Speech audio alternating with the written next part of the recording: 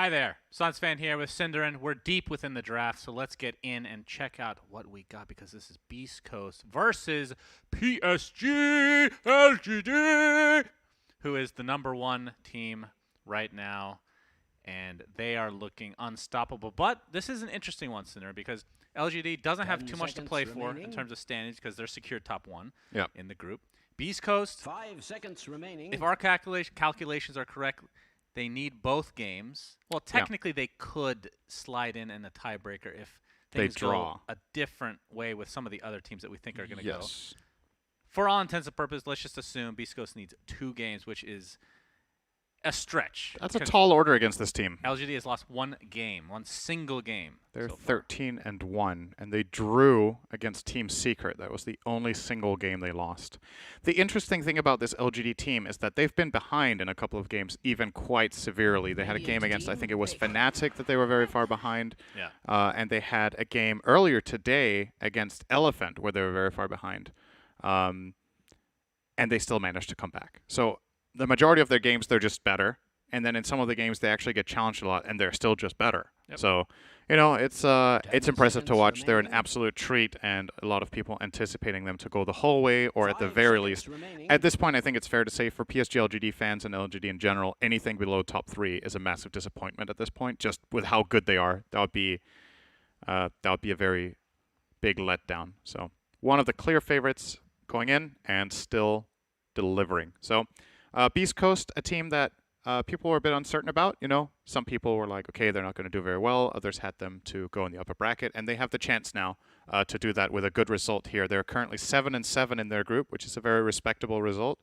Easily the best performance out of the SA teams, of which we have SG as well as Thunder Predator, both now mathematically eliminated from the tournament. So the one remaining SA team here might not only survive, but also make the upper bracket with a good showing.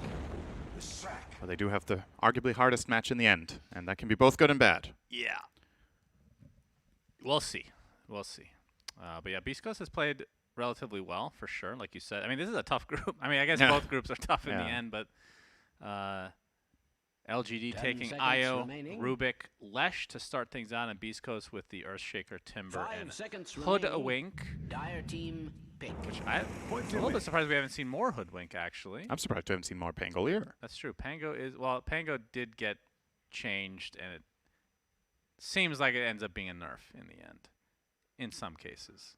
In most cases. When he got changed with the slow going onto the shield crash, that was fine. But then he was really good. Yeah, but then they changed some mana around. Basically, he's starved for mana horribly. Yeah. And it just makes him feel pretty bad overall. But we're going to see it from LGD. No. I've seen it, I think, out of all the games I've caught out of the corner of my eye. This is the first game we cast a Pango. I think I've seen it played once or twice only in other games. And this is a great counter pick to it. Indeed. Bloodseeker, Rupture. Pangolier is an extremely mobility-dependent hero. His ulti relies on free movement because you're magic immune, but obviously the ulti of Bloodseeker will pierce that and punish you every inch you roll. I said inch again, so you understand what I mean. Thank you. If I said millimeter, you would have been like, how much does a millimeter weigh? And we want to avoid getting into those kind of conversations because it's embarrassing, and the audience just wants you to understand. So thank you, Cinder. You're very welcome. You're very kind. Yes. The Imperial system is pretty garbage. I will agree with you. But either way, the millimeters or inches, regardless, we will see a lot of rupture damage being done to Mr. Pango here. But we don't even know what position this is technically. It's probably the 3, unless it's like a core Rubik in some respect, which we haven't seen in quite some time. Yep. When's the last time we've seen core Rubik? Not at this event. Yeah. At least. I miss it. I miss mid Rubik. So fun. So fun. Probably a little too good, though. 10 seconds remaining. I don't know if it was too good. I don't think the win rate for it was that crazy. If anything, it was probably below 50% when people were playing it core mid. If you're talking about the one that had the Fate Bolt Steel's damage talent.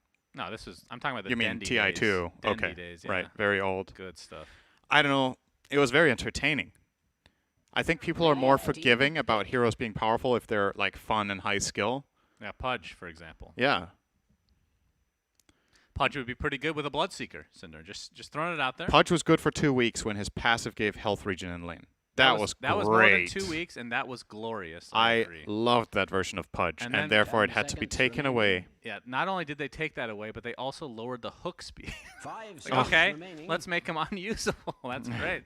And then his shard was picked up. Oh, we're starting to see some Pudge again because you can eat your teammates, which is always very fun to do, especially when you're morbidly obese like Pudge. Then they changed the cast range, and now it's very difficult to use. Very sad indeed. I just want Pudge to be good, man. Yes. I do. I think the hero is really fun, and it's fun to watch. It's fun to play, fun to watch. Not so fun to play against, but you can only have 2 out of 3 of those. You can't have a hero that's fun to watch, fun to play, and fun to play against. That's just not possible. That's probably true. So. I feel like there might be an exception there, but I can't think of anything off the bat here. Maybe Leshrac. What about Pango? He's not fun to play against.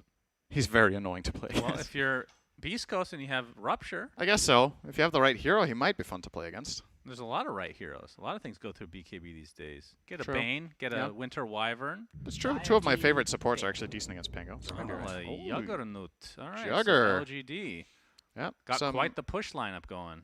Yeah. Less Jug. Definitely want to hit those towers. And they want to, maybe some of the logic here is you want to stand your ground, right? You're playing against Bloodseeker and Timber. They want to chase you down and kill you. But what if you have Healing Ward and you can just stand and fight instead of resetting and running away? 5 seconds might remaining. be part of the reasoning here. Also, double heals. IO with Healing Ward is so much healing on the primary target. I assume we might see IO playing together more with the Leshrac than the Jugger this game. In this tournament so far, we've mostly seen IO played with carries, but obviously you always do have the option to play with any of the heroes in your team that you like. So, interesting stuff. Might play Jug Rubik lane and IO Pango. And what are we looking How at for about Pango Beastcoast? mid? Pango is a position 1 this game, I would assume. Pango? Maybe.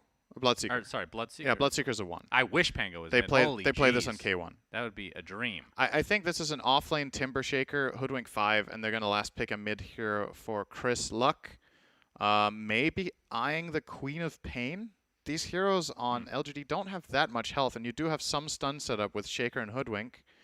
Quap is also good at bursting health down really quickly, which is something Bloodseeker loves to play with. If you have any hero in your team that gets multiple heroes to, like, say, half HP quick, that could be nice. Sniper! All right. Select your Wow. heroes. All right. Well, one thing Seen a LGD couple don't games. really have is good catch. Mm-hmm. So Chris Luck will be playing with one of the most expensive cosmetics in the whole game. Yeah, that's a tough one to get. That looks like it is from a totally different game than Dota, but somehow passed the glance value control police.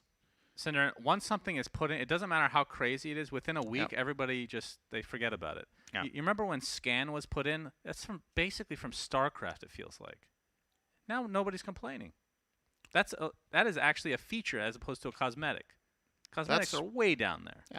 And honestly, his silhouette is still very identifiable. There's no one smaller than Sniper. So That's true. And he has a gun. Who else has a gun in this game? true. Maybe Ursa had with the cowboy hat cosmetic. Cowboy hat was Maybe there definitely a gun. I think he had a toy gun in his pocket. Oh, did he actually? I made that up, but Oh, that's fooled you. That's good. Yeah, I mean, anything is believable at this point with cosmetics. So. That's Oh, fine. there's a new Ursa set where he has a gun. Well, good for Ursa. We'll go nicely with the cowboy hat for the full cowboy look.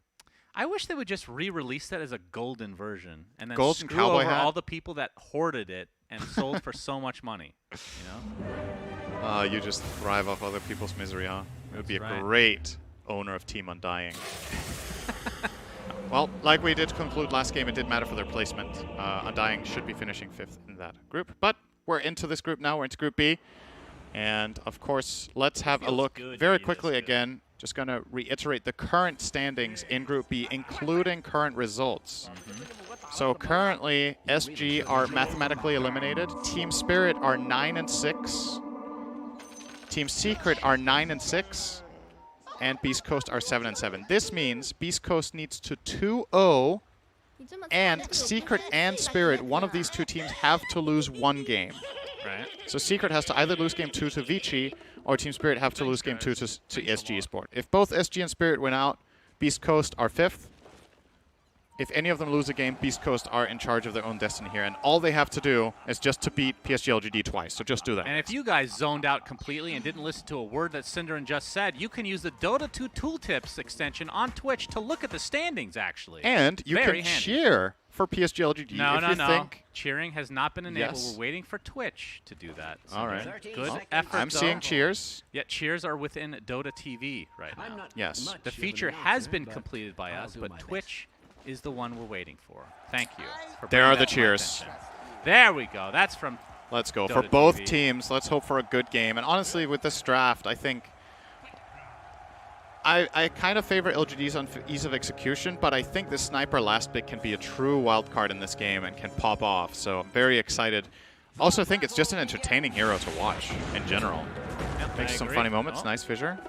Not really going to be leading to GG. much more there, though. And actually is going to result in 3 runes for PSG.LGD. Indeed. So apologies in advance. I got excited with Pipmunkle last series doing camera. I will be back on camera this time. And I just realized that I think my monitor is 60 hertz. This is going to be a rough one. So you know how much I like the 120 It's not hertz. 60 hertz. It's not smooth. I'm looking at it right now. It's okay. not. We'll see. Oh, You see maybe. this? Actually, I'm telling you, I'm this not is sure. not. I'm the expert on 120 hertz syndrome. That's all you mine need does to look know. smoother. You see the shield crash from Jin Q. Of course, for those that haven't been keeping track of patch notes as of recently, they got rid of the slow aspect of Lucky Shot and applied it to shield crash instead. So you can see how many changes were made in the tooltip. If you hover over, good clean stuff. Bot lane, Ame playing the Juggernaut, no big surprise there. Y is going to be supporting him on the Rubik. Schofield, Earthshaker with Whisper as the off lane. So do they have kill potential, Cinderin? Spin is obviously good against Timbersaw, but they don't really have that much. Timber Chain is just godly in this lane, right? Like, what you need to do is you need basically Jugger to come in close and start spinning, and then when Timber Chain gets thrown out, you need to use the Telekinesis. If you open with Telekinesis, the kill doesn't exist. So Whisper knows very well how to play this lane. He has had some standout performances this tournament on Timbersaw, and I actually think Beastcoast are the only team that is now first phasing this hero because they just have that much confidence in Whisper on this hero. And no, it's an important series. There's a lot to win here for Beastcoast if the stars align. So might as well give it your all here and pick your best heroes. Schofield gets a nice snipe on the courier here. Well, on the counter side, Cinderin, what about PSG.LGD? They don't have a lot to play for, but in my experience, when teams like they want to hide Fissure just to get the courier kill with boots on it, that's a pretty big deal. And he's going to get it. Nicely done from Schofield.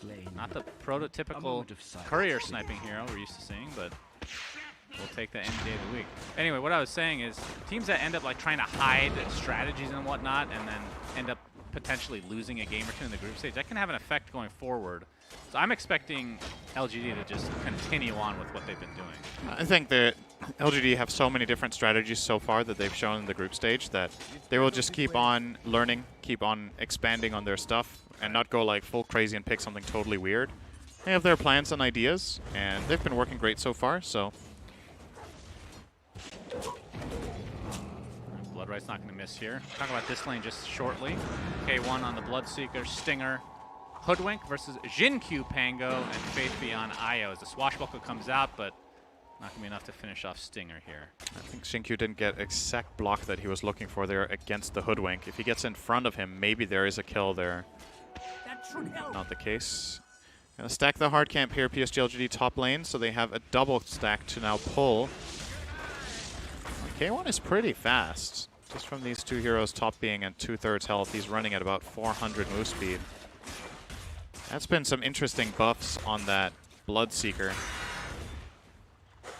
Whisper doesn't care bot. Yeah, he is perfectly fine. Very nice. It's not going to be until level 6 before Ame has some sort of potential kill. Even then. But, yeah. What about this mid lane? This is the most interesting one. Nothing to say. Playing Leshrac, which we've seen a ton of, and Sniper. We have seen a few games for Chris Luck here in the mid lane.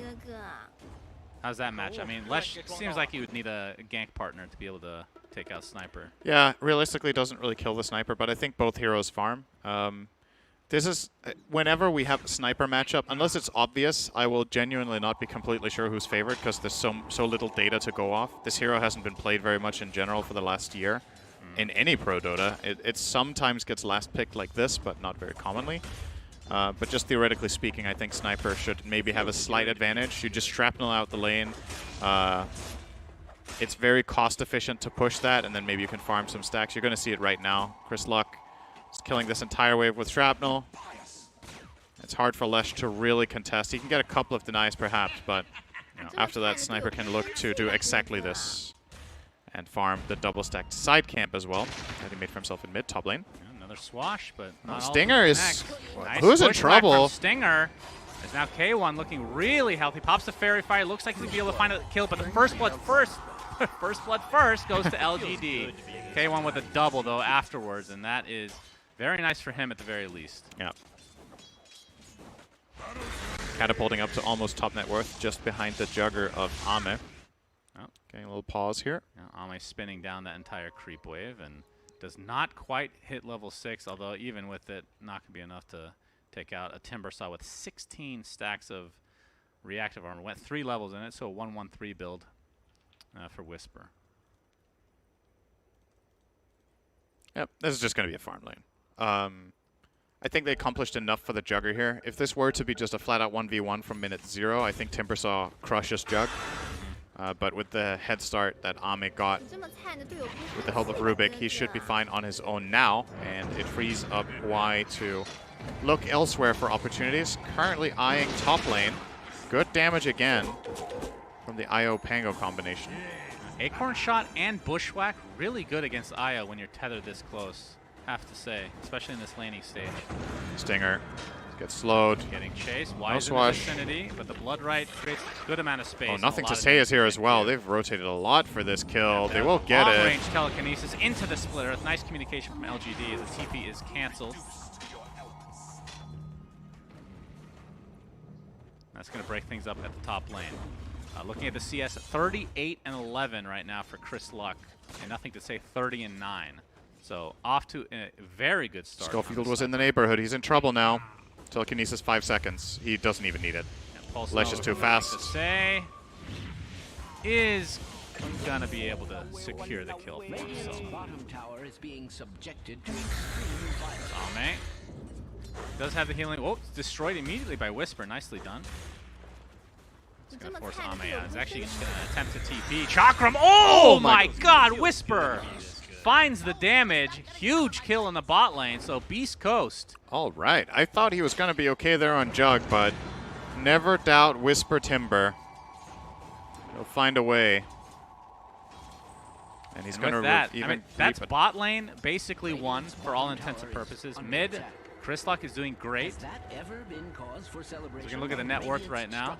Actually, Whisper's the one on top. And see Jinkyu. He's going to get blood righted. K1 gets a creep kill to get some HP.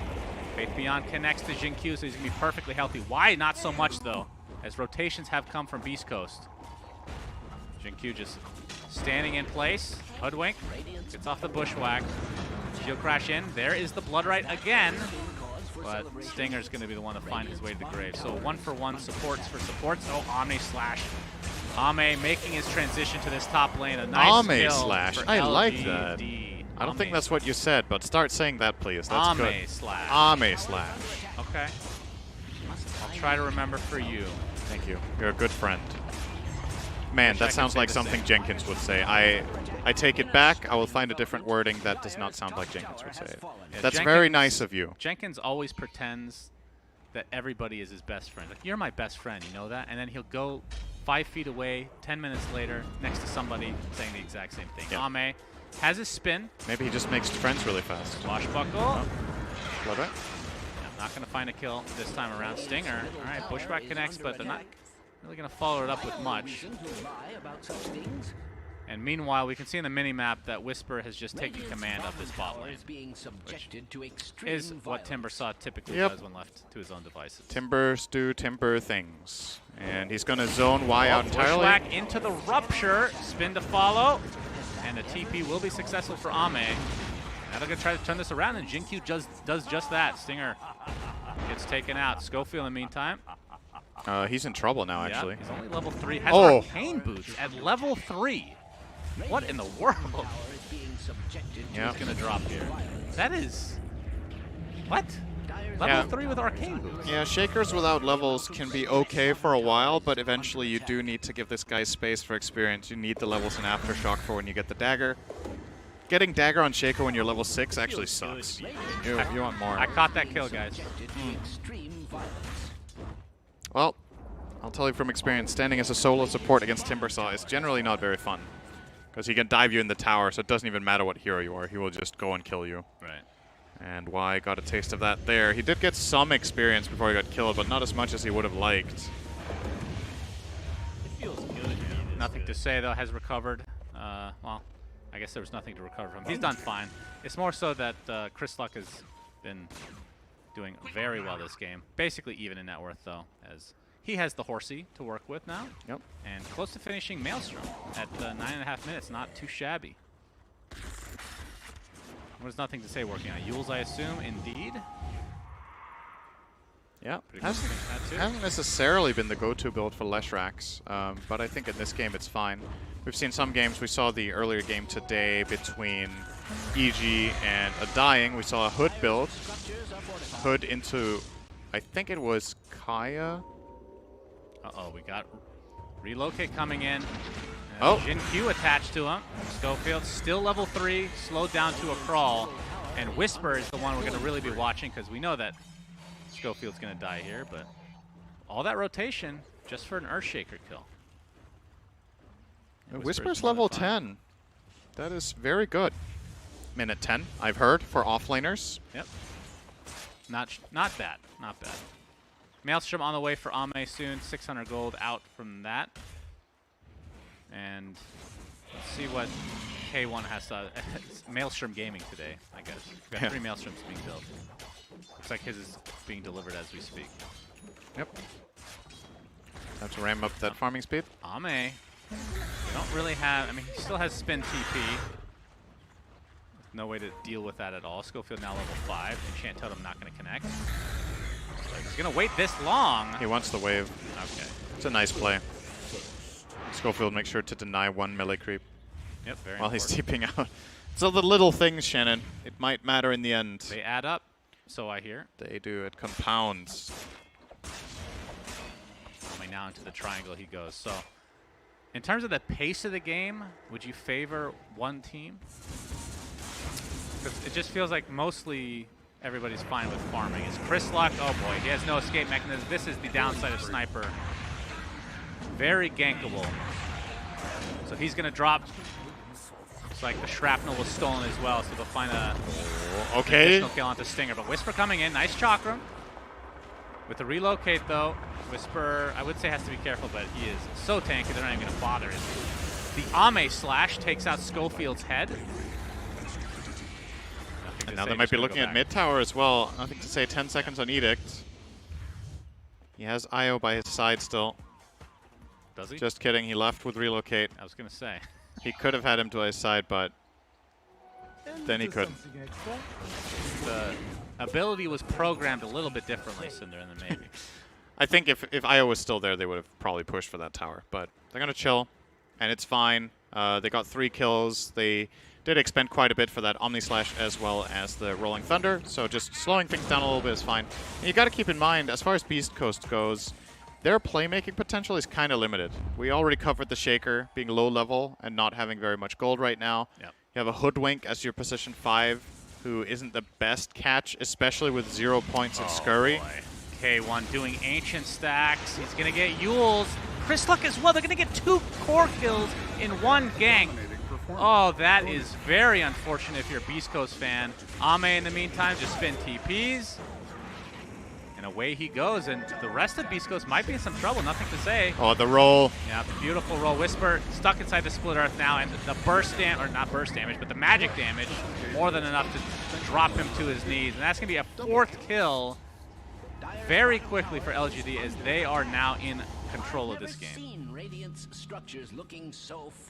It's so fast too. Like LGD just make that snap decision to go there, and they get the absolute maximum value from the play. 4 kills, tier 1 tower, and I think they even stole some of the ancients perhaps. Not sure how much they got, but Very, very nicely done by LGD. Getting themselves now a 2K lead and tower advantage by 1. And you would imagine that the next play is some sort of smoke. Again, killing Sniper and then taking mid-tower. Yeah. Could definitely be good. Love the dagger on Lesh this game, by the way. I'm not always a fan of this, but I think it's exceptionally good against Sniper. You just want to get on top of that guy and kill him. The only real counterplay that Beastcoast have is one Fissure, and that's it, right? If you're in the right position, it's kind of hard for Hoodwink to... maybe Hoodwink can get you with a little bit of a spell combination.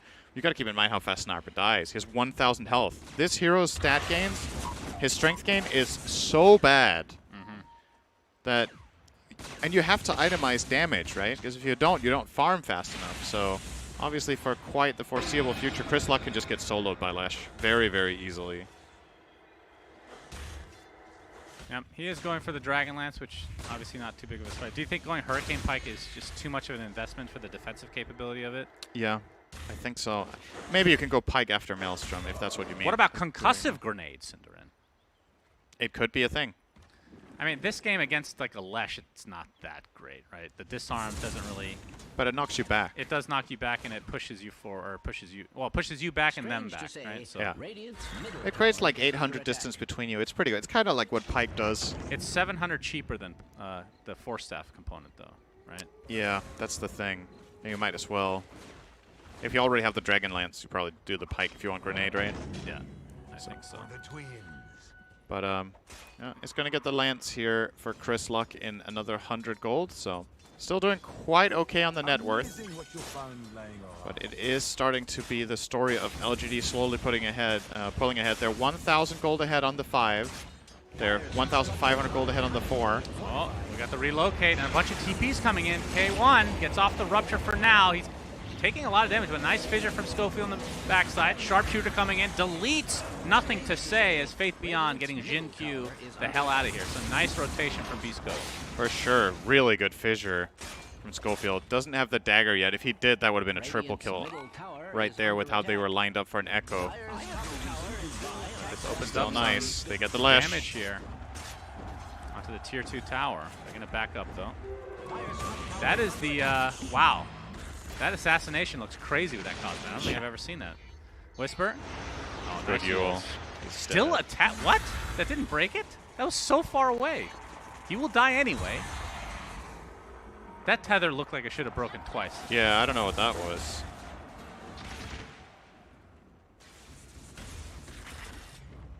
Looks like this tier 1 tower will be destroyed by Beastcoast. So 15-7 advantage for LGD. Net worth is quite even. I mean, you can see the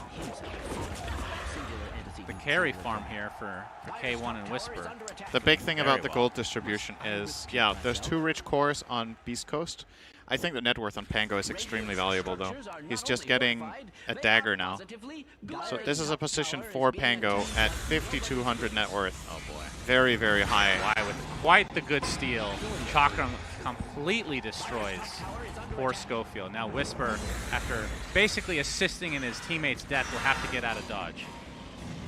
Here comes the dagger. Yep, Rolling Thunder. Gonna be able to get one stun off. And oh my god, the whirling death against Timbersaw. Crazy. As K1 gets off the Rupture onto Pango, but gets lifted in place. See if they can actually chase him down. Looks like Whisper is more than fine. K1, Ame, slash, just like Cinderin wanted, and that is going to be a freebie for Ame. And they're going to find another one in the lower river. So LGD, it's a nice exchange here. Going to take away the Ancients, and more than likely, nothing to say. We'll grab the mid tower. Glyph is available. It's going to be popped as soon as this Diabolic Edict goes off. As soon as it goes off. You got it. Oh, they didn't have Glyph. Well, then it's not going to go off. I misread the cooldowns. It was scans that were ready, not the glyphs. Well, what do you know?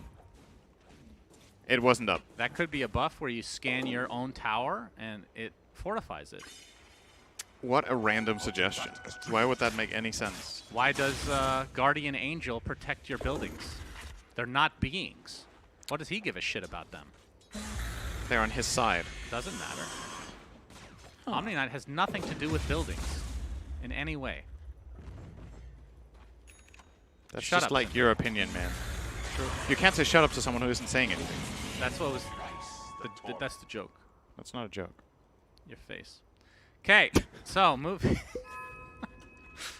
on here. I love TI group stage. You think this is going to be any different from main stage? You're in for a world of hurt if you think this is changing, Syndra. Chris Luck. Okay, he's actually pivoting. So BKB instead of the Hurricane Pike. Probably for the best.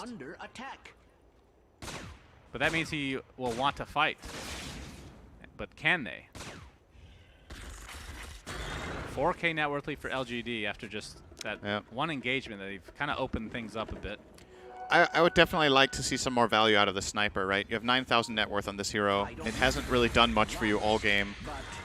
So with the BKB, hopefully for Beastcoast, that is going to change things around. Shaker Dagger.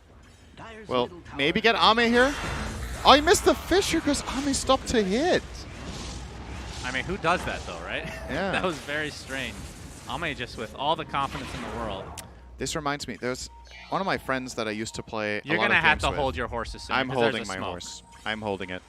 Ame. Oh, the big Echo Slam from Schofield. Will he be able to get any kills here? It's a 1-for-1 to start.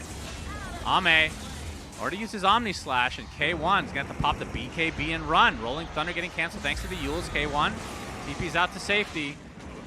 So after all that, it's a 2-for-1 with the Sniper taking a tumble. Whisper. I think you're still going. Yeah. Another Timber Chain should be good to go. Is he? Okay. It looked like he was going to keep diving. And not in a good way. All right, you had a very important thing to talk about. It's too late. Damn.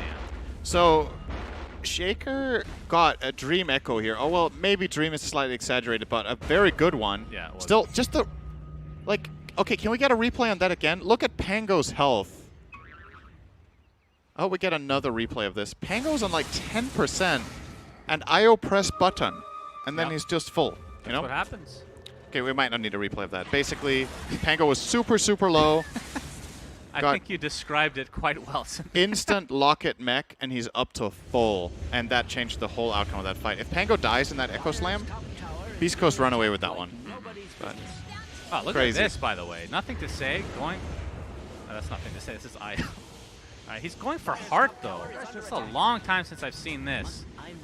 But it is technically a core IO here. Yep. Dyer's top tower is being attacked like Schofield, amazing Echo Slam, just not enough follow-up. And like you said, the heals were redonkulous. 3-man smoke here for Beastcoast. Schofield, no Echo. And no real targets in sight. Nothing to say, working on a Bloodstone. They're going to find Pango to start things out. Q, there's the full heal, basically. Rupture now. Nice jump in from Whisper. Whirling Death doing a lot along with the Chakram as K1 and company able to secure 2 kills on LGD. Ame gets there a little bit too late. Already spin. Omni Slash not available for another 12 seconds. This will be a huge kill if they're able to take him out. But looks like he'll be safe. Nice sequence, though, from Beastcoast. That was really good. Like, they have to fight through so much healing before they even get the first kill. Yeah. It's insane how much IO can heal there. But they do eventually make it through that. And getting to him is difficult. I mean, Timbersaw is the one hero. And I guess if Earthshaker's in the right position to try to do something about IO. They're actually trying to defend this. Telekinesis, buyback onto the Pango. He still has his ult available as well. Whisper, nice fissure stolen. There's a Rolling Thunder.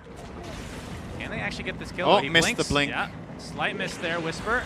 He gets whipped while the roll is being secured here. And it looks like Stinger does get off his ult, but there's a big Echo Slam onto 2. That is beautifully done from Beastcoast. Nothing to say in Schofield taken out quickly. But Ame and Faith Beyond trying to clean things up. They take out Chris Luck, and it looks like Stinger's next. So even with... it feels like Beastcoast are doing the right things. They just end up on the short end of the stick by the end of the fight. These fights are really close. Again, the big thing in these fights is about the healing and the sustain, right? And it is on marginals. A very competitive game so far. Unfortunately for Beastcoast, again, however, Chris Luck just not really there, right? Like I think he got Omni Slashed off to the side, and you can't do anything. A sniper.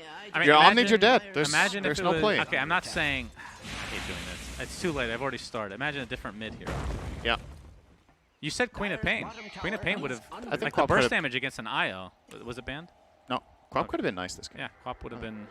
But I mean, Sniper can still prove himself to be a very valuable Yes. pick, but so far unimpressed with what Beastcoast have got out of Chris Luck here. But that's kind of to be expected, right? Sniper's not that good early. He needs to farm up some items if you want to become a right-click machine at least. He can be really good early, but I think it really requires perfect positioning. This hero is so unforgiving. That He'll is never get definitely caught. Stinger secures himself the Philosopher's Stone, of course, so we'll be getting very farmed as a result.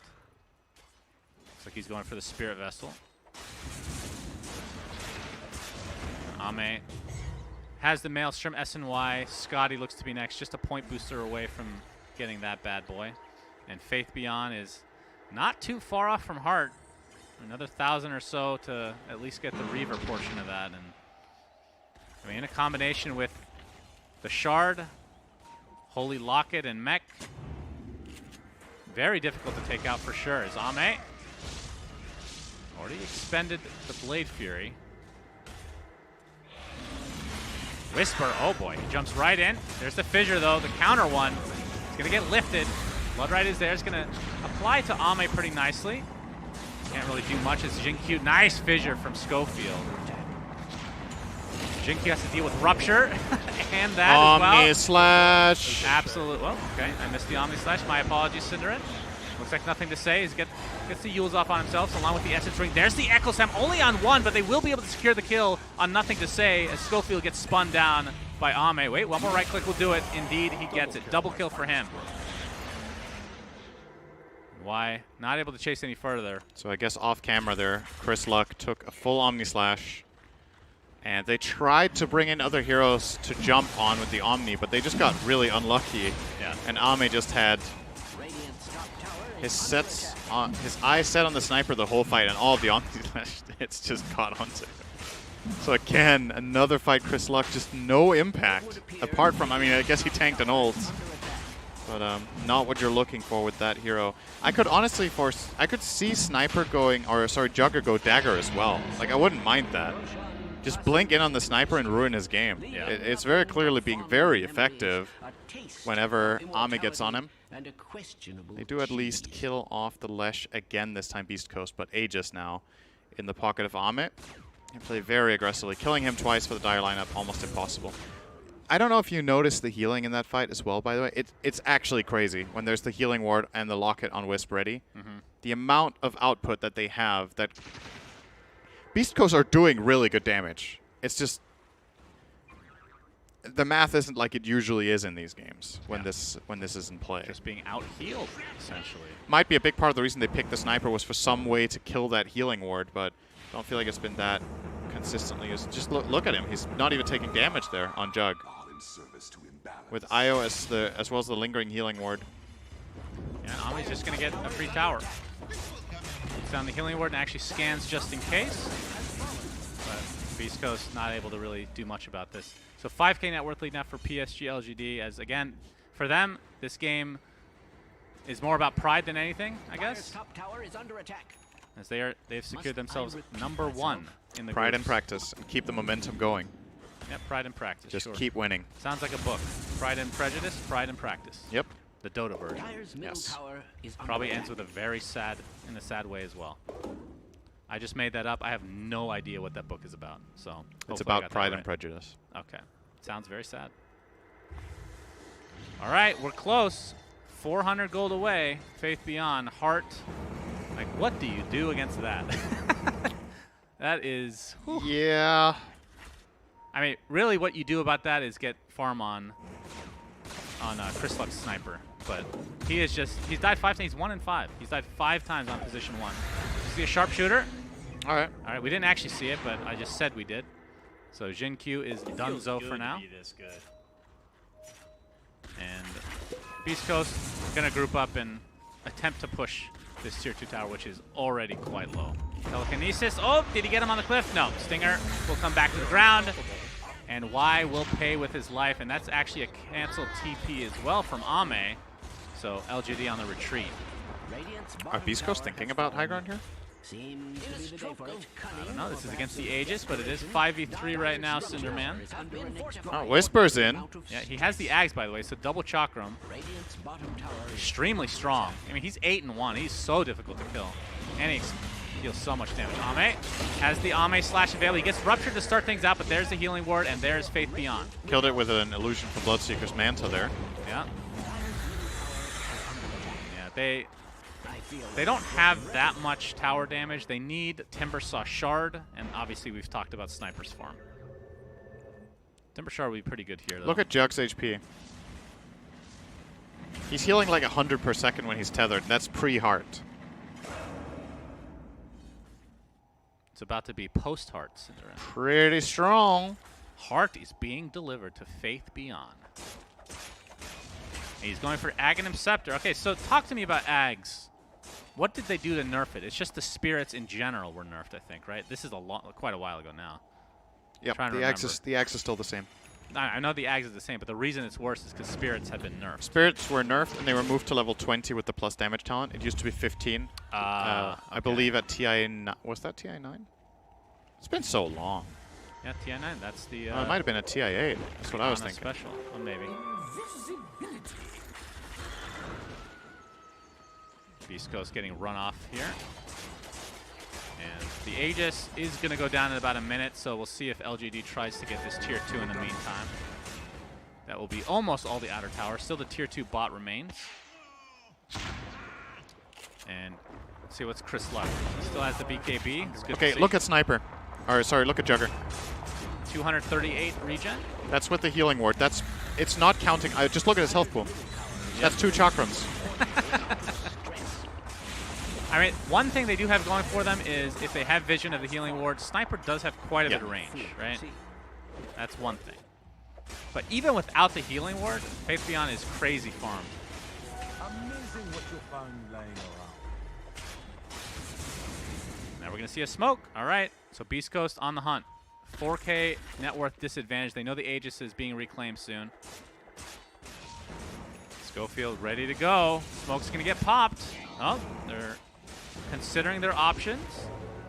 There's the Aegis. Down it goes. Oh, boy. He gets stunned by the shard, but there's the Echo Slam going out finally. But he's going to pay with it with his life as Jin Q has a shard of his own. It's just stun-locking the Timbersaw. Can't do anything. Double kill for LGD. Or Ame, I should say. And make it 3 overall. 4 actually. Ame has a dagger. He could get more kills if he sees them. Oh, Sniper. Chris Luck dead again. That was a completely disastrous fight for Beastcoast. And now, obviously, LGD had the advantage to begin with, but have firm control of this game. I don't even know what kind of execution you need to kill this IO Jug right now. It's ridiculous. Yeah. Like, just from a mathematical standpoint, if you want to kill either of these 2 heroes, right? One of them is 3.5k health, the other one is 3k, with 4 armor, and they heal each other so much. They're going for Throne. Yep, why not? They know that Echo Slam is down. Beastcoast does have several buybacks, but Sniper's not one of them, but it's only 15 seconds for him.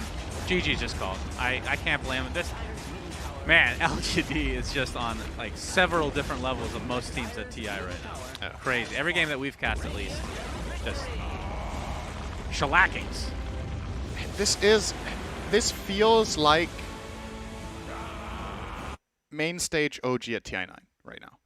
They're playing all sorts of different stuff. They have these different strategies. They're playing core IO here with Jug, healing strategies, burst strategies. We're not centered. Okay, moving. Like they have so much in their arsenal, and they just keep winning. And again, this is a well-played game from Beastcoast, in my opinion. I think they played well. Questioning the Sniper, that's the one thing. I think everyone else in their team played a really great game. I don't know if Chris Luck played poorly or if LG just handled Sniper well. But I would love to see the game replayed with a co-op, for example, in that slot, and they play again. Because maybe all those fights where Beastcoast are like 10%, 20% damage away. The last 25% of the game, they weren't close to getting kills. No way. But before that, absolutely. And Dota is a snowbally game, so if those earlier fights are won with a co-op, then maybe co-op gets items, and IO gets the items slower, etc., etc. So, but yeah, honestly, just LGD are very good. Yes, very good analysis. Thank you. Yes. Okay, so that's the end of game 1. We'll be back with game 2 after this 5-minute break, and I don't think probably won't have tiebreakers, but we're going to look into it between games and let you know. So we shall return. Yes.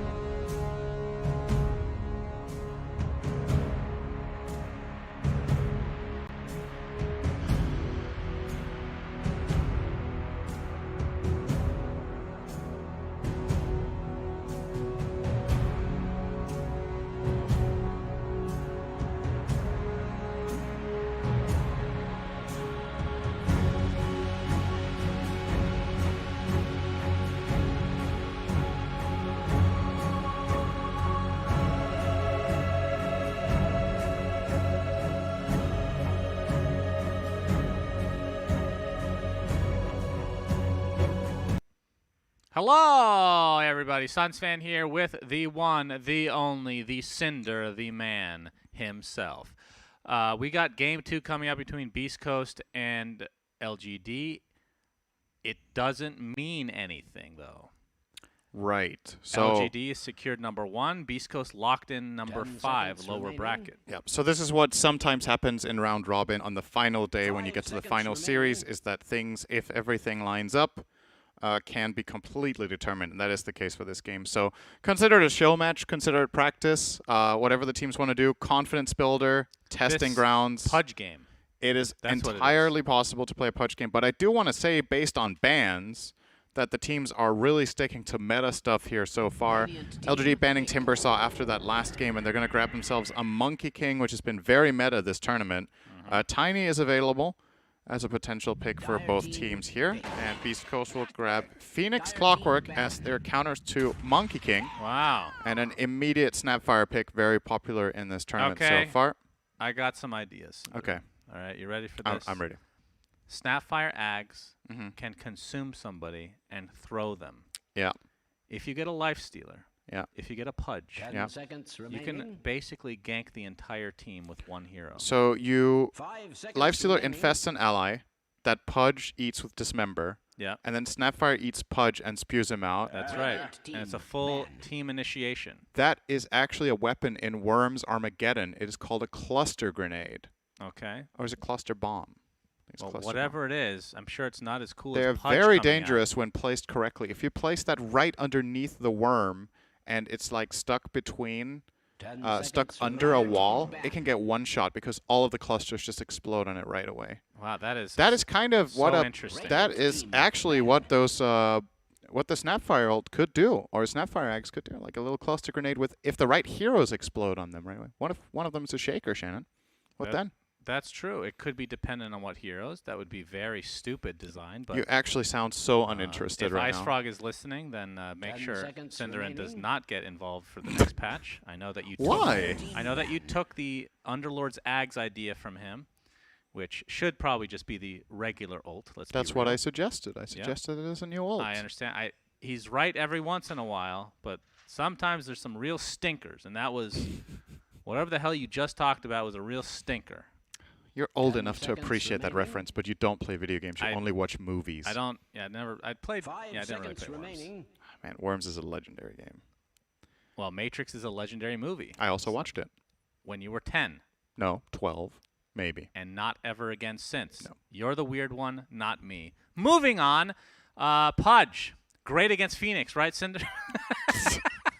Very bad against Phoenix, Yeah, actually. bad against and both Phoenix Clockwork. and Clockwork. It is terrible. But So if you win with a Pudge, that puts a stamp that's on true. the rest of the main event, right? And if you lose with it, it intimidating. also puts a stamp. Yeah, it means you don't care. Like, you can do whatever you want. You Brilliant can't, team. can't do anything about it. Mm. Unpredictable. Please, pick Pudge. I genuinely think both teams are going to pick regular stuff and try to play better and get more information and try to just explore something. So the reason I think Phoenix Clockwork are good against Monkey 10 King is seconds Phoenix is remaining. kind of self-explanatory. Attack speed slow against Monkey King is really good. A lot of 5 damage. seconds remaining. It's a hero that Monkey King can't really kill in the egg. He doesn't have the best attack speed. Pick. And Clockwork gives vision, which is one of the best tools against Monkey King. Find him in the trees, then hook shot, and you've got yourself a kill. Really enjoy playing that matchup as Clockwork. I could not Snapfire think against of Phoenix a- makes sense. I could not think of a worse Pudge game. It is pretty damn terrible for 10 LGD. seconds remaining. They're not going to pick it as What much about as you wanted. Beastcoast? 5 Oh seconds no, remaining. Please. we're not getting it. But Snapfire against Phoenix makes sense. You get Little Shredder. Does a lot of attacks really quickly to destroy Supernova. Yep. And on top of that, Snapfire is just in right now. The Invoker coming out of Beast Coast is, I will say, I feel like this is a draft Beast Coast would not have done yesterday. So I do think they're being a little bit creative here, a little experimental in their draft, while still sticking to meta. I think they're picking stuff that they want to play that they also think is good, but not necessarily their absolute S tier comp here in their lineup. Kunkka grab from LGD, great lane counter to Invoker. 10 seconds Does remaining. very, very well against this hero. And they're assuming Invoker is 5 core seconds because they have a remaining. Clockwork. Mm-hmm. So more than likely Clock Phoenix supports and Invoker mid. If you're Beast Coast and you want to be creative, you could put the Invoker offlane, or you could play Invoker 4 and either Phoenix or Clock 3 and the other one 5. That is possible. Clock 3 feels pretty bad. It is not very good, no. Phoenix, at least, like, itemization-wise, it makes a lot. Like, your egg, just levels alone. I think if actually. you don't Egg want is Invoker mid, the best choice is to put him offlane, probably. But I don't know if Whisper plays it. Maybe he Radiant does, team, actually. pick. huge. Legion Legion Commander. All right. All right, you got to dispel for the old Dire cold team snap. ban. Quick Ursa response from Beast Coast. Okay. I didn't take much time to think about that. He has some good matchups here. K1, he'll be facing 3 melee cores, one of which is Legion Commander in lane. Ursa is one of the carries that fares best in this matchup. Radiant Just team. overpowers Legion Commander too easily. Legion trades very well with plenty of melee carries, but Ursa is one of the ones you generally don't want to run yourself into. Yeah, I really like Ursa this game in general. I think it's a great pick. Also good against Monkey King because he's one of the few heroes that can just, 10 seconds stand and deliver remaining. in melee against Monkey. Even in the ring, sometimes you can win as Ursa if you're a little bit 5 ahead seconds remaining. before the ring comes out. And against Kunkka, your Enrage kind of breaks the X combo relatively easily. Status resistance does work against X marks the spot, so I like it. He might even get some nice alacrity on Ursa, giving them Roche potential as well on Radiant. So many, many good things to say about this pick from Beast Coast. Yep. So LGD looking for, I would assume, a position. I mean, I guess Monkey 10 King could seconds theoretically remaining. play position 1, but has been mostly support this 5 seconds this remaining. tournament. What Yep. position 1 is good against Ursa? Probably a range. I would say Weaver fares pretty well. At least one of the better ones. Just very mobile and ranged. Some illusion carries could do well depending on the situation. Radiant team ban. This is actually a decent PL game. I think Terrorblade is good against Ursa. Troll can be fine. That's a Medusa, depending on the game state. There's plenty of options here. It's what not about consuming. Carry Pudge? Dire team pick. Oh man, it's Radiant true. They made team Pudge even pick. worse. I genuinely don't know if you Clanksy. can make Pudge any worse than this. Like they've picked so many heroes that are good against Pudge. Maybe that was the idea from Beast Coast. They're like, Yeah, they knew it. we know they're gonna pick Pudge, so we'll counterpick it as hard as possible. And LG like, I don't really want to. So They pick knew Clanksy. it all along. But yeah, it'll be Clink. So there's your range carry. We 10 have yet to cast a seconds game with him. remaining. Yep. The new new-ish Burning Barrage ability that 5 the seconds tooltips remaining. will not work for. The video portion. It's Oh. outdated. Choose your hero, Don't my tweet at good us with friend. that. And Enigma, final pick from Beast Coast. So lots of team fight. Yeah, LGD don't really have any counters to Black Hole except Duel, which is a bit better now than it used to be because of the cast range talent. Yeah, that's true. But it is a 5 Legion Commander here from Y. Huh. Xinkyu will be playing the 4 Monkey and a 3 Snap. All right, that's Ags with LC. Yep. That's the duel. Right. So the reason Y is playing Legion here for LGD is they want to avoid this Ursa matchup entirely. Snapfire fares relatively well in that lane, has a lot of burst damage, which Ursa doesn't like. He likes to be the burster and win that way. But if you already get pressured down on low health quickly, you can lose the trade entirely and die. Very nice together with the Monkey King in lane as well. Minus armor synergy works very well. So like that a lot. But this last pick Enigma could prove to be very powerful for Whisper. If he gets some good farm, Black Hole plus Invoker plus Phoenix, the team fight is there. That's for sure. Yeah, interesting draft. I honestly don't think for me that there's a clear favorite based on picks, but based on so far the results in the groups, hard to go against LGD in general in any matchup, in any game right now. No matter which team they face in the tournament, they just look the best. So exciting to see Ameklinks, though. This was a really big pick just a month ago before the nerfs. He plays it very, very well. Indeed. Oh, look at Mortimer. Nice close-up. Yeah. Sadly, doesn't have the that one cosmetic. Is there anything in Dota that looks more like a Pokemon than Mortimer? You're asking the wrong guy. It feels good to be this good. He's very cuddly. That's right. You don't really know Pokemon. You didn't do that stuff. You watched movies. I watched Matrix a lot. Yeah, you watched Matrix once a day. Didn't have time for that. Oh. All right, 5-man smoke from LGD. So yeah, Clinks we have yet to see from our cast, but was very strong as of a few months ago, then got nerfed, then got micro-buffed, I guess you could say, as K1. Hit by the tower here just to see if there's any early wards placed. But yeah, it is a relatively good Ursa game for sure, other than the Clinks, I guess. And I'm really interested in what the build is right now on Clinks. I'm sure Maelstrom is part of that, as knowing that this is basically a show match, everybody giving high fives. Hello. I'm sure we're going to see some really, really crazy plays.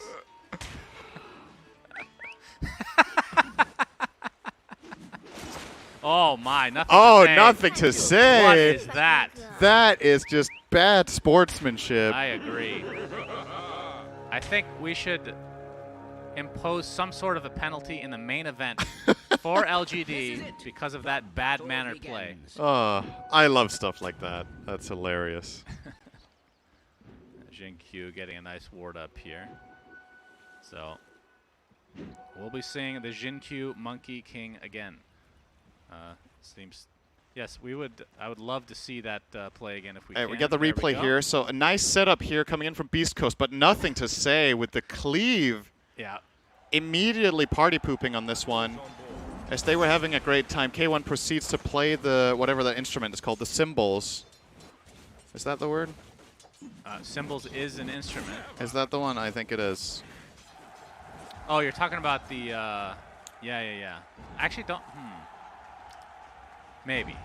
Let's just say maybe. As the crowd goes wild for no particular reason.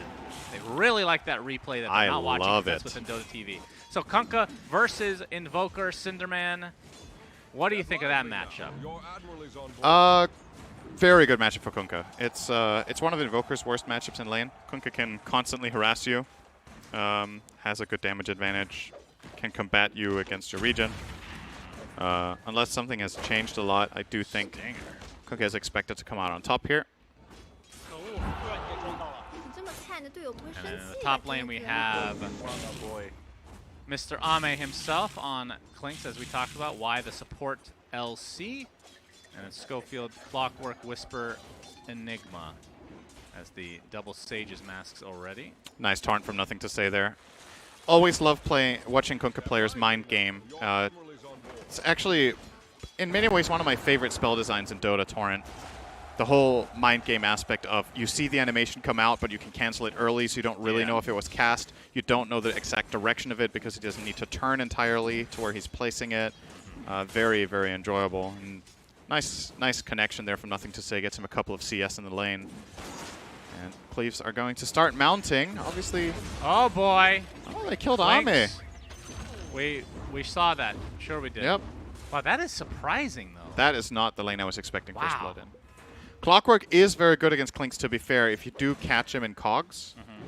Doesn't really have too much of a way of dealing with that. The old Clinks was actually better against Clockwork because you could cast Strafe and remove the cogs really quickly, but now you only have the Burning Barrage, and that does not attack wards. So, gadgets, yeah.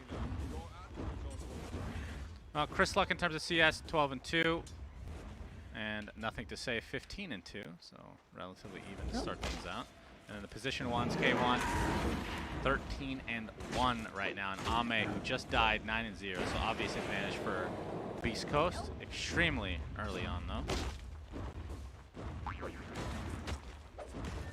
Looks like K1 going for the casual Morbid Master. We're going to see some early Roshan attempts here, Cinder. And maybe we'll get like a 5 Rosh game. That would be an epic way to end the group stage. 5 Roshes. Yeah.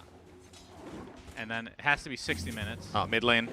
Yep. This might be an attempt here from Nothing to Say. It is not. Nope, I thought he had cleave ready. Yeah. It's gonna get Even on the then, clock here, not though. enough. A lot of regen coming out from Chris Lick, so it's all about the burst from Nothing to Say.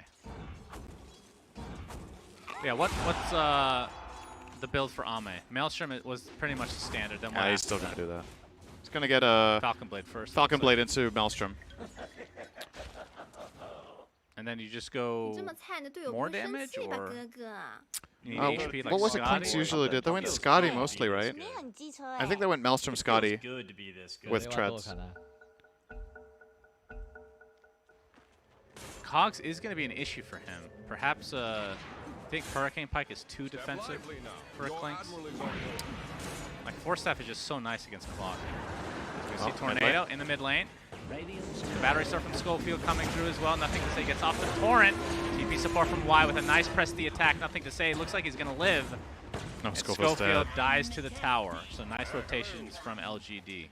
The classic play that everybody is so used to by now. Legion Commander level 5 TPing mid, or position 5 TPing mid to cast one press the attack. Yeah, classic. And getting a kill with the tower attack. Honestly, really good awareness from Y. That was an instant TP. And it did just enough. Just think of the days. Legion Commander in Dota 1 had a thick mustache and a fat, obese horse that he rode. And you miss it every day. Now she's a support. I just missed the Your horse more whole than anything. your whole prophecy of this hero, or your whole opinion, is becoming more and more true by the day. Yeah, Which is press the attack is the hero, that is right. and duel is a side dish Indeed. a lot of the time. And I mean, a Persona bringing back the horse. that be would great. make people pick it core. I actually think so. At least in the pubs. In the pubs, for sure. Yeah, heroes just get better when they're riding a horse, except Ogre Arcana. That's not a horse, though. So. Oh, that's true. It is a chicken. That's Schofield. Schofield. All right, that's Alright, gets okay. off the cogs and awkwardly walks around the tier 1 tower and takes a lot of damage. So Okay. maybe not worth. Oh, I heard a boat. It's mid lane. It's going to connect onto Chris Luck, but he has the Ghost Walk. Oh, Tidebringer, not enough damage. Level 3 right now. Jin Q has made his rotation as they fight against Schofield here. Nothing to say. Pops his wand. Can't get the nice block from the creep. MVP creep on your team. Legion Commander 5 has arrived. Did That's right, 30 damage. Schofield. 这么菜， All 你队 right, 友不会 they'll 生 get the 气吧，哥 trade, 哥？ but it's support for mid. Which creep was it? Was it this one? I think it was this alligator, Synderen, or crocodile. I don't know the difference.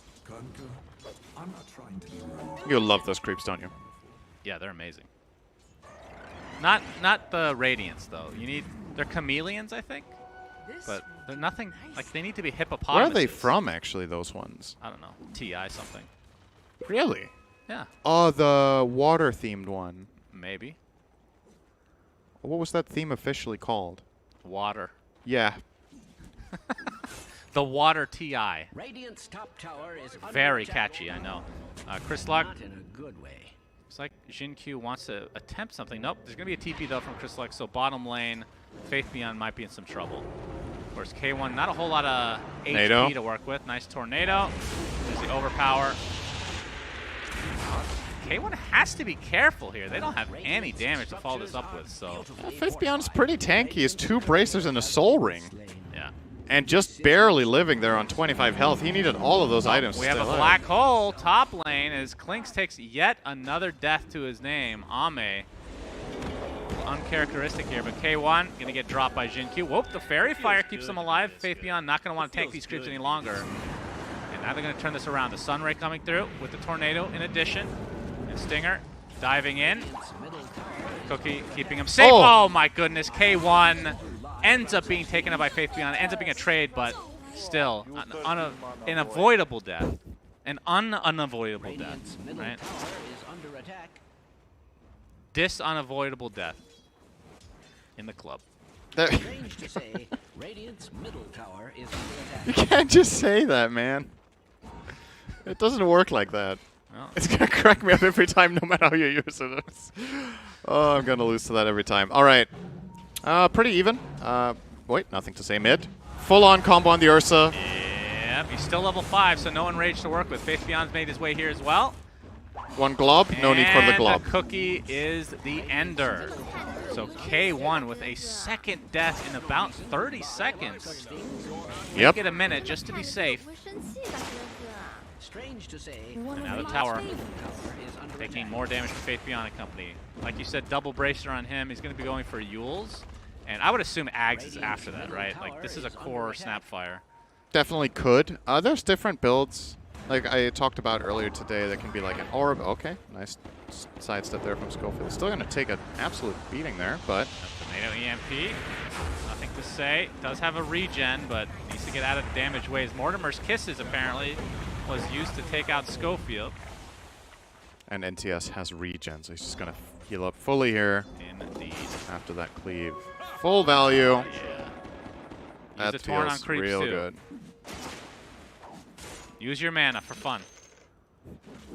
Come on, you got the Torrent. Just use it. Oh my. He's going to use it here. Radiant's middle tower has And been no. Disappointed. Very. Inefficient play from Nothing to Say. Yeah, I can do better. Radiant's bottom That's why you're sitting here, I think. Yes. Oh, Chris Luck makes a nice rotation bot. Jin Q spotted in the trees. Gets off the Boundless Strike, but you have to think that he's going to drop here, and indeed he does. So another good rotation this time from Beastcoast. Relatively even game to start things out. If we look at the net worth. Whisper is on top, by the way. Has a Midas. I just realized. Wow. Yep. He's going to get rich on the Enigma is for sure. Very good. Rocking the double Sage Mask plus Arcane Boots, so it's basically infinite mana for his Demonic Conversion. He has a Mango as well. And a Mango. Don't forget it. Little bit of a Limbus bread for when it gets cold out in the dark, dire side of the map. A little snack. All right, Nothing to Say. Stuck inside the cogs now. Chris Luck is here as well. The boat comes through with that damage mitigation. The rum is too tasty for Nothing to Say. He's going to get the kill, but a nice tornado onto 2. What follow-up do they have with Stinger in the vicinity? Earn is applied to Nothing to Say, but it looks like he's just going to walk this off. Although the buff does run out. All right, ticks out in the end. Rum does not last long enough for Nothing to Say. In the meantime, Whisper got killed top by Monkey King primarily, and a little bit of assistance from, I believe it was Y. Obviously Wukong's command there from Q. Worth keeping in mind he is position 4, but his item build, Power Tread's first item, Oh, wow. Yeah, very right. strong for this fighting. We've seen Monkey Kings bypass boots entirely and go for Atos builds. Very flexible as a position 4, has the core potential if needed. I think Whisper didn't see him there in the trees. Seeing the old Roshan attempt here. Oh.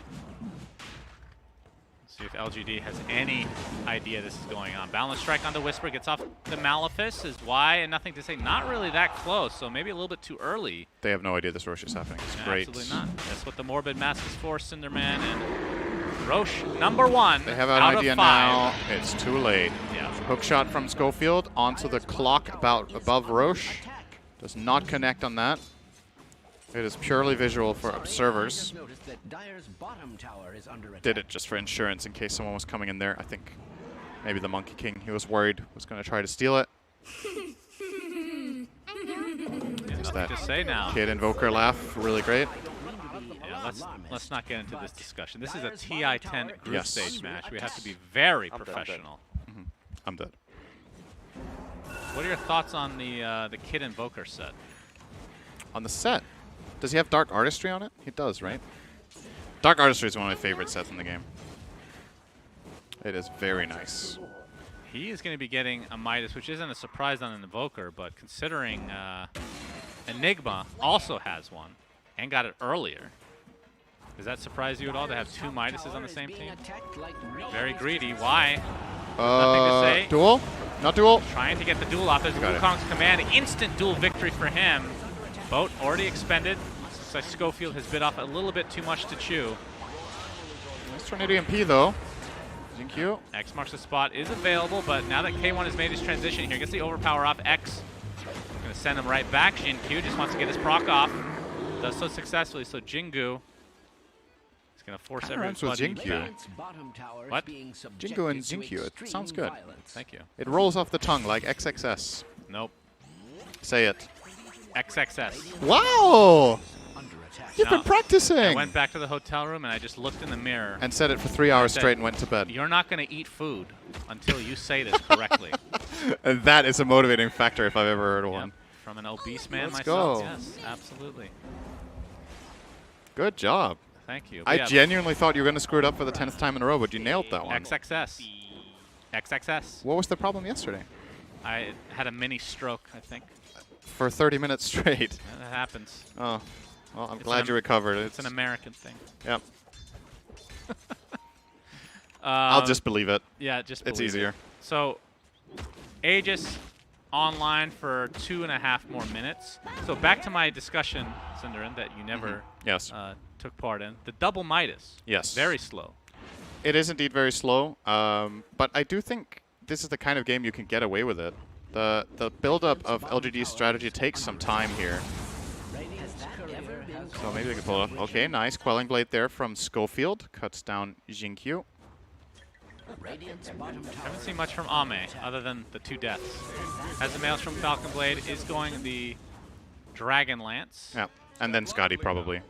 He might go Pike against Clock. I don't think that's worth it, though. We had this discussion about 5 minutes ago.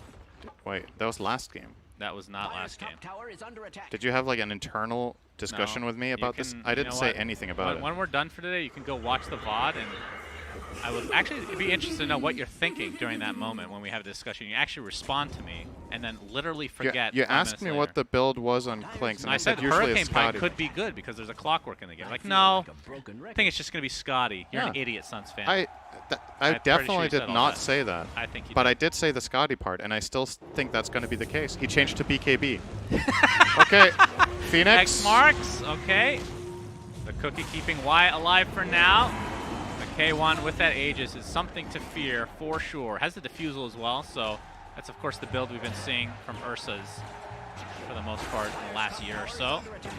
Pig pole, not going to save a life here. Schofield's going to take a couple more right clicks, but nothing to say. Gets off his boat. K1 pursuing. All right. Too much. So, oh, the black hole is only going to connect on one. Nothing to say gets saved. We're going to try to turn this around as PSG.LGD. That's the Aegis, and now he's completely surrounded. Mortimer's Kiss is on top. He doesn't have Enrage, so easy cleanup crew for PSG.LGD, and the egg is toast. Luck looks to be next. And Now you're that just is a making me full hungry. Team wipe. Egg and toast in the same sentence. Egg, oh, that toast. is so good. What's it called? Why can't I remember this? Eggs Benedict. That's what you're... Oh, all right, Cinder. that is so good. Why is... I won't even ask. Awesome fight, though, from PSG.LGD there. That was really, really good. Like, the Whisper is so close to getting the black hole he's looking for, but just narrowly doesn't catch the... I believe it was the Kunkka who escaped it there. But they come in from the flank with insane damage from Clinks and just make quick work of him and Whisper. This is what you pay when you go double Midas. You don't have these, like, you know, value items right now that might give you that bit of health or bit of armor to set you up. So perhaps shouldn't have been looking for the fight to begin with. Played more patiently. Let the Midases pay off their value, because... in all honesty, LGD weren't like really threatening a lot of buildings right now, or Roche. You already got Roche yourself, and maybe that's why they wanted to fight, so they don't throw away the Aegis. But easy to say afterwards. All right, little thought experiment here for people that are in Dota TV. If you'd like to cheer for Beastcoast, you like Eggs Benedict. If you like Toast, PSG.LGD. Please let us know your thoughts. What if you like both? Can you cheer for both? No. Dude, you can't tell me Eggs Benedict isn't just god tier. Okay, nobody cares. Oh my god. All right, we should stop talking about this. I never watched the Valve's Matrix, gonna not walk even in. one time. Valve's going to walk in any minute like, you're done. That's it. All right.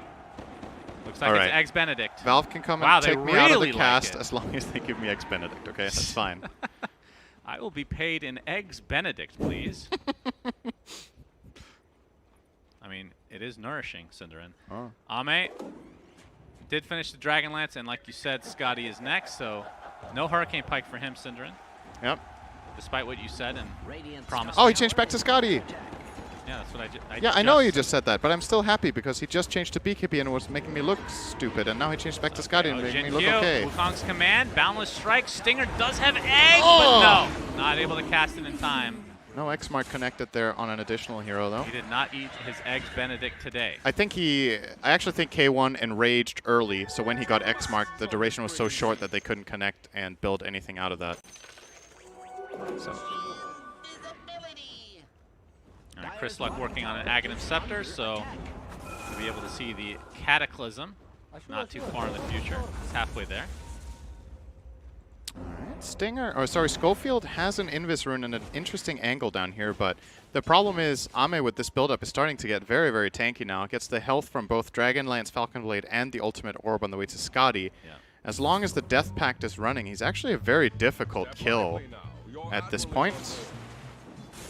And you always have to factor in the potential save from Legion Commander if Y is nearby. And it's hard to deal with Ame here. I mean, one thing that PSG.LGD have to kind of fear is the team fight of Beastcoast. Obviously, it's cooldown dependent, especially with the black hole. But in theory, even if they're down a bunch, which they kind of are right now, we didn't really mention this, 8k net worth lead for LGD, but Cataclysm, when that's online with Black Hole, Egg, Hookshot to set things up, and you have a fat, juicy bear with a little baby on his head. I'm not just making that up, by the way. That's what you see right here, just for those that are interested.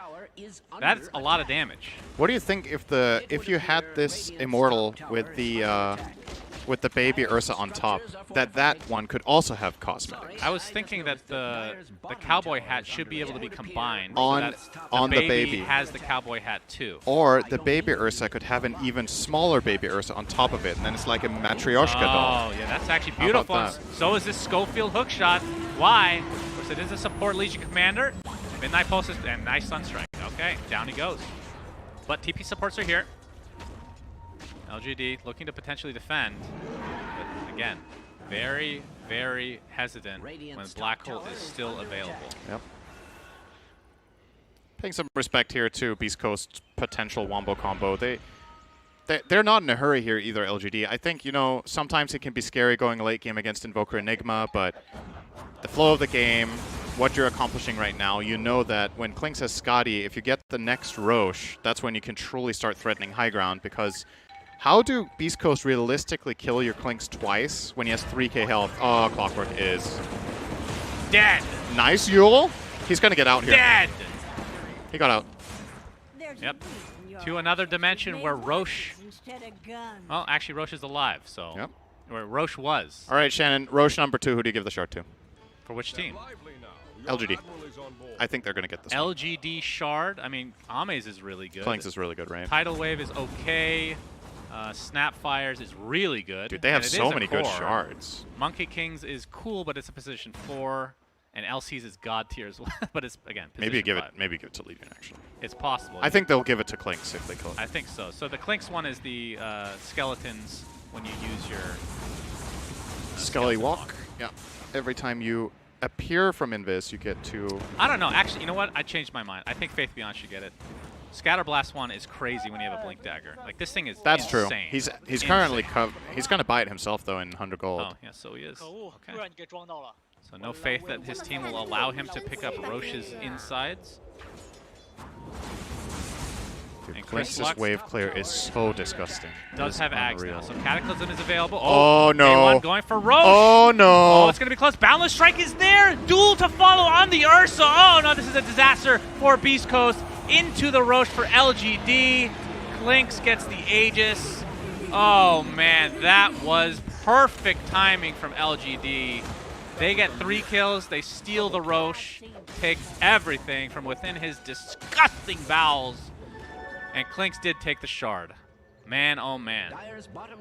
Dude, that is just so clean. They send in a Legion 5 to scout, and then instant double hero Boundless Strike there, wonderfully placed by Jinq.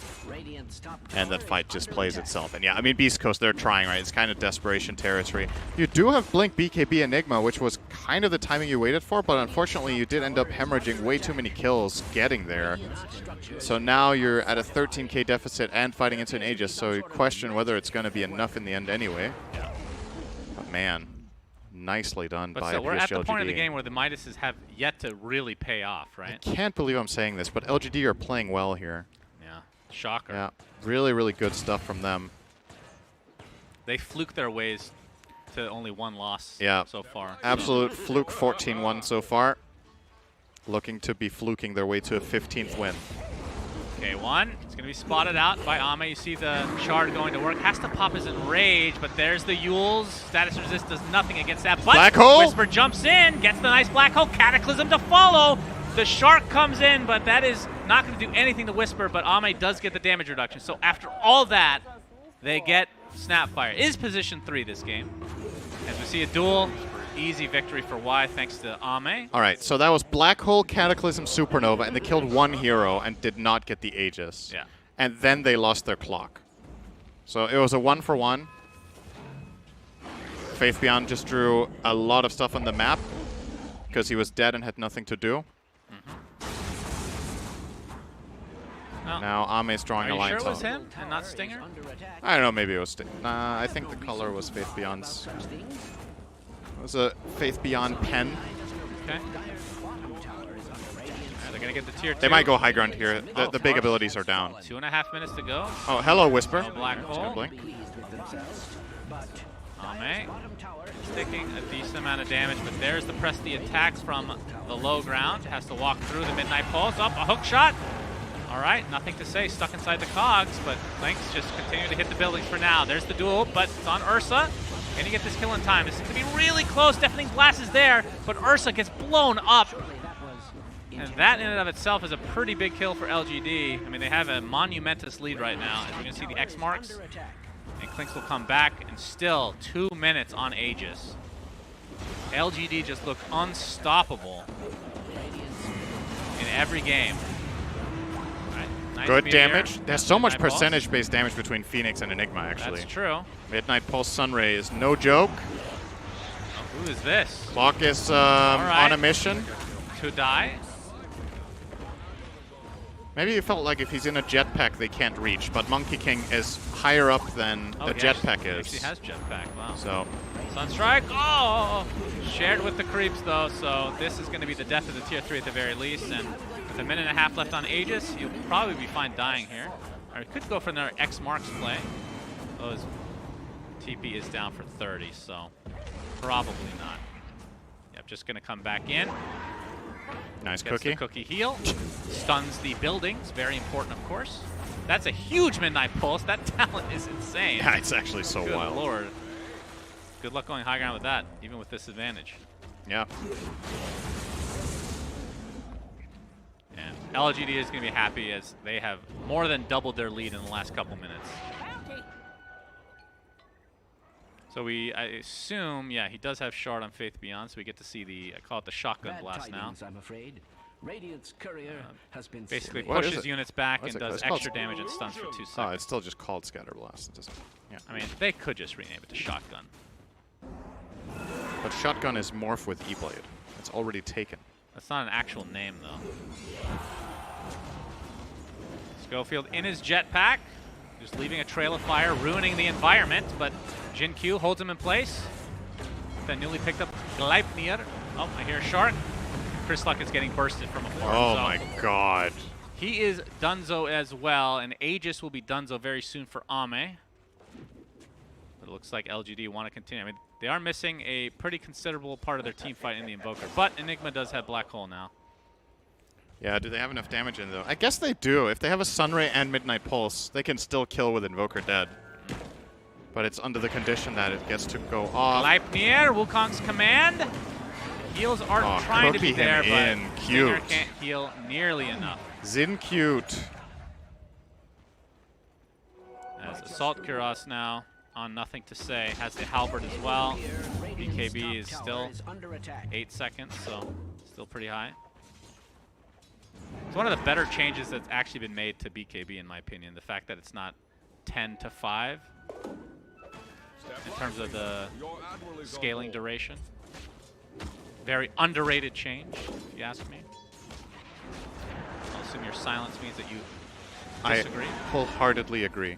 Just disagree with me. It's more natural. I can understand why you and Jenkins get along. He also Yep. just wants to be punished. Masochists Yeah. like to stick together.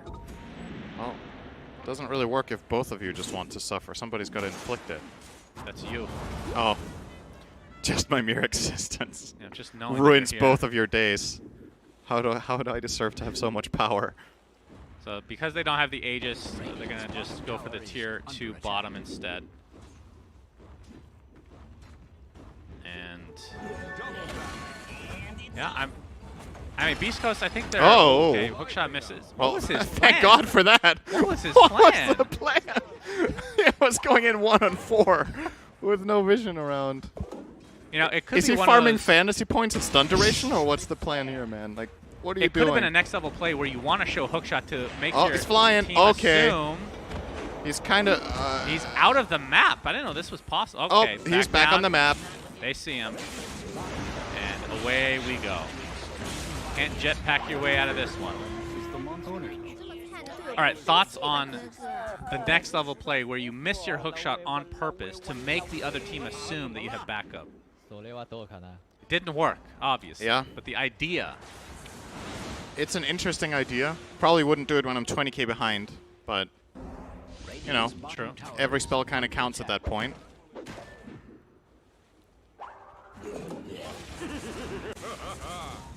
Ame's now holding a Daedalus. Satanic is next.